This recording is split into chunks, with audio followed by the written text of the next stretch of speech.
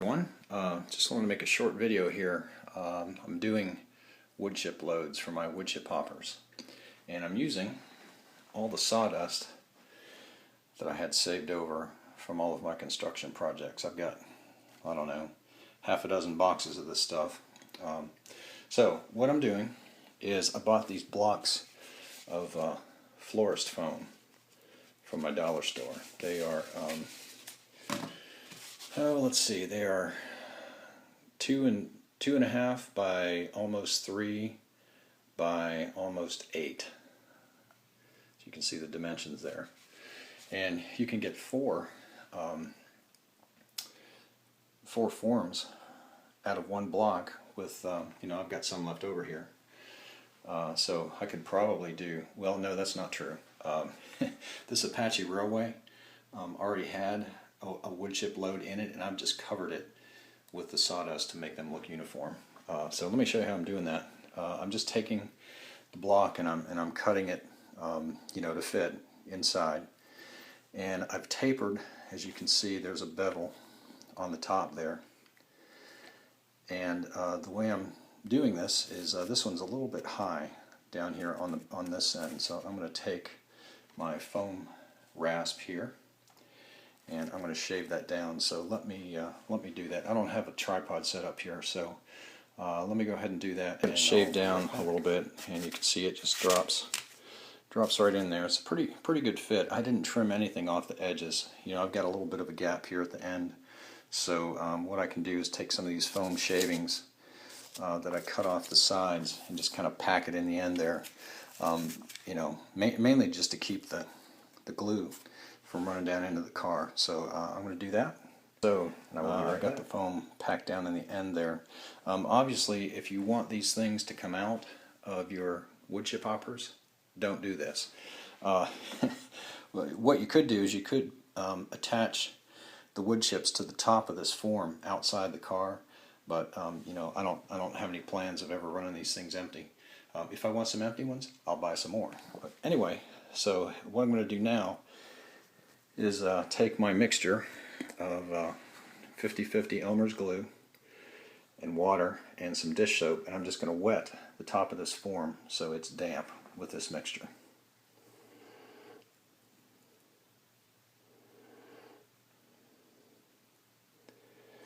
So the thing about florist foam is it's made to absorb water, so it will, some of it will sit on the top. You can see here it's soaking in to the end. So now what I'm going to do is move this over here near my sawdust bin, and I'm just going to take some pinches of this and sprinkle it on top.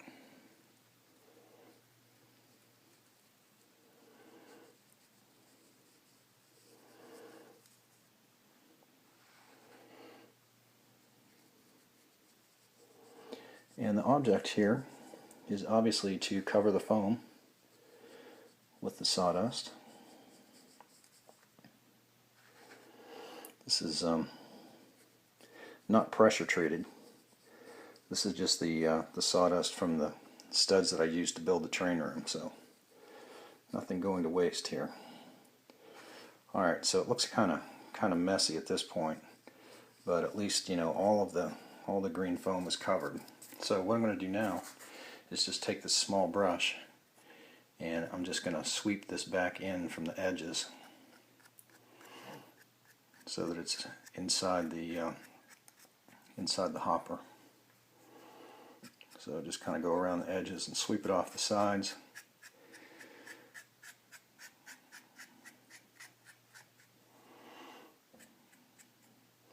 And I'm just going to take my brush and kind of pat it down a little bit so it'll move down towards the edges of the car.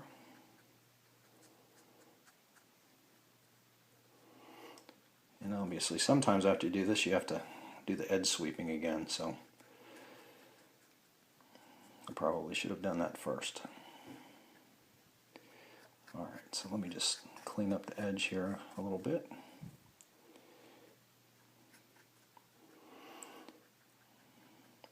And I guess the theory is with wood chips, they're fairly flat because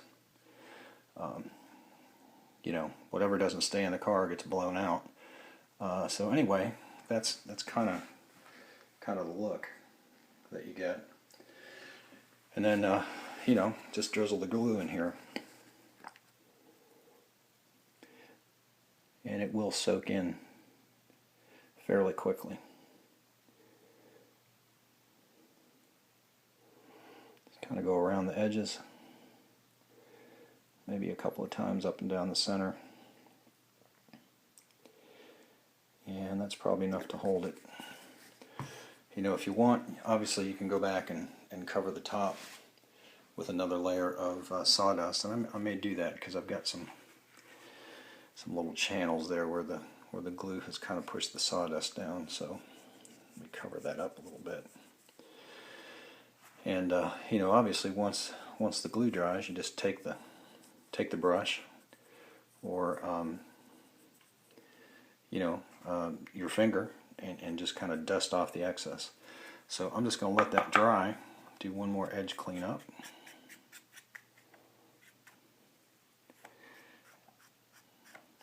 And we'll set this over here.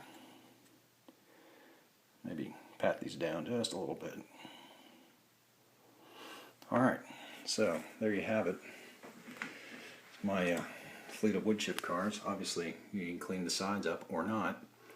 You know, if you want the look of wood chips falling on the sides, you can take some hairspray and just coat the sides of that car with hairspray. And I think what I've got on there right now is actually not sawdust, but it's some of the foam shavings. So obviously I'll dust that off of there. But so anyway, that's the project for the day, the wood chip hoppers. Another thing I've decided to do here, back here on section 1 of the layout, I was going to put a double crossover in here, but what I've decided to do is put 2 turnouts there. Come back down here on the inside main, put another turnout, and then back here place another turnout. So in effect it gives me a double crossover because I can connect the second inside main line to the end of that turnout and then connect it here with the lower section of that turnout. And so I'll have my double crossover in there. These are the cork sheets I was telling you about. You can see they're exactly the same height as the cork roadbed. So I will paint those brown dark brown before I lay them in there. I've had to make a change already to my plan. This is a section back over here that was too low that I had to fill in with masonite. And I got the coal mine. This is not where it's going. It's sitting in the yard. But I got the coal mine back up in the corner over here, and there wasn't going to be any room to run any of the tracks for the feeder building. So this is the arrangement that it's going to have when it's up in the corner. And what I did, you can see in the back here, that blue line, that is where this main line was originally. And so it wasn't going to leave enough room back up in the corner here. So what I've done, and I don't know if I mentioned this, but I used hot glue to attach these risers. And I'm glad I did because it broke loose very easily just by twisting the riser. And even with the cork roadbed glued on top, it moved. You can see one spot there where it pulled loose. I'm going to have to fill that. But this riser right now is still loose, and it's got quite a bit of give to it.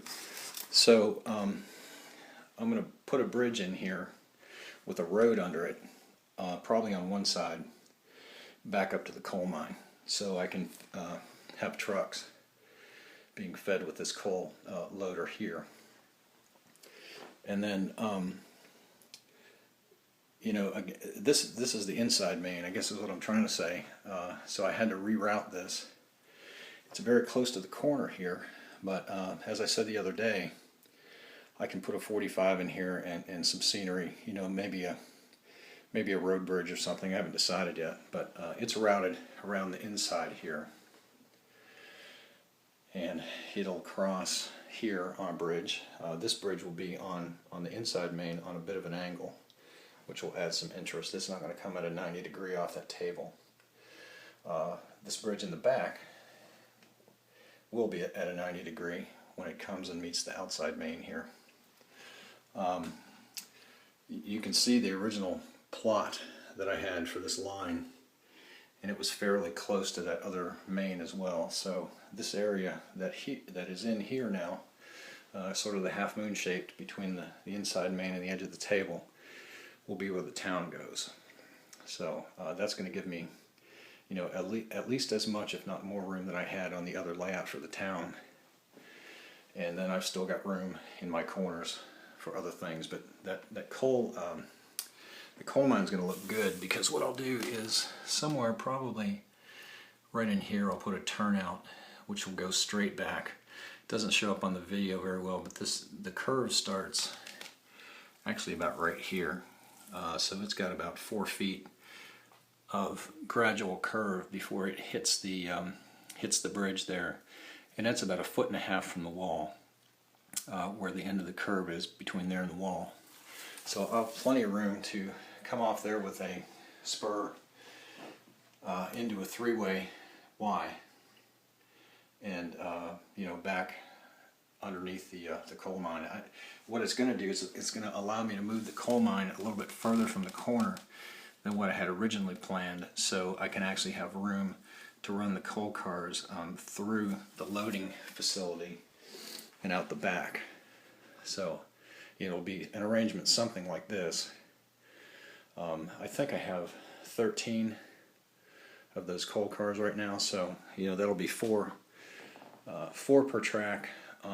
You know, I'll have room out here for a siding as well, so you know, what I may do is run that spur off of there into a Y, which then goes into 2 Ys, which will give me my 4 tracks, 3 under the building, 1 on the outside. And then obviously the road that's going to go under the bridge will go up and service the truck loading facility here. So I think it's going to look pretty good. You can see the length of that conveyor housing. You know, it's probably 1 foot long. I think there's two 6-inch pieces there. So I'll have plenty of feeder, you know, to get the coal conveyor situated. So anyhow, I've had to make a change already to the route, but you know, I think it's going to look pretty good. You know, it'll add some interest. It won't be just a squared off rectangle.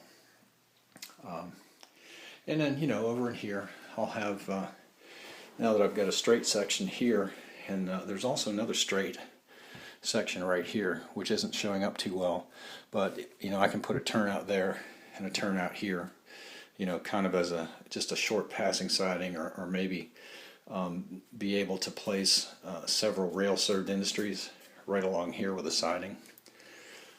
You know, if I'm going to put anything on this side, you know, I'd have to put a curve switch, I guess, here, or you know, I don't know if this is long enough to put a double turnout here like I'm going to do there. I think this may be too short, but I'll see what I can find. You know, I think there are some turnouts that are fairly short that would allow me to at least put another siding or so in here. So anyway, just wanted to give you an update for today, and appreciate all the comments, all the subscriptions.